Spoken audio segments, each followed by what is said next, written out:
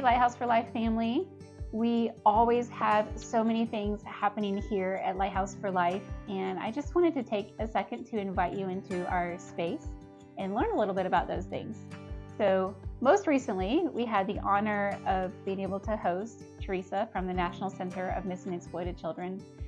And it really was an honor to get to take her through these properties, the harbor and our safe house, and just meet our team, as well as learn more about what MCMIC does and how we can really partner together in this fight to best meet the needs of victims really across this nation, not just here in South Carolina. Then we also have a movie night coming up for our survivors and their kids here at the harbor that we're really excited about, because it'll just kind of be a chance for them to unplug and just have fun and get away from a lot of the realities and the overwhelming obstacles that they're facing every day. We are supporting facilitators training that will this time actually include one of our former survivors who went through the program herself, was commissioned out of services and direct care from Lighthouse for Life, is thriving as she pursues her master's in social work, and now she gets to come back and help empower other survivors to find that same support through their journeys that she was able to find. And that's kind of cool to get to have her come back in that capacity. Last thing that I'll share with you right now that we're really celebrating is that Bill S-142 last month landed on a governor's desk to be signed into law.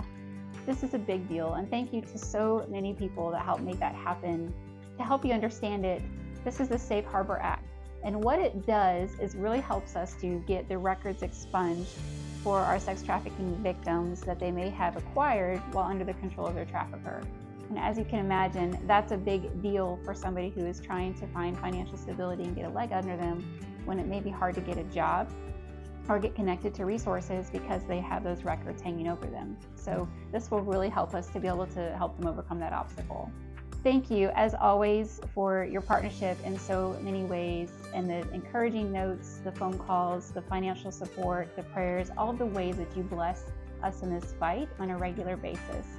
I just wanted to remind you too that if you go to our website, lighthouseforlife.org, you can opt into getting regular legislative updates from Bob Healy, or you can be on our prayer team, or you can share the link to get other people connected to this newsletter. Or you can even join our upcoming events, such as our prom night special that is really going to unpack what this looks like for youth in our community and how you can help us with providing them with a safe place to get the care they need. Thank you so much, and blessings to each of you.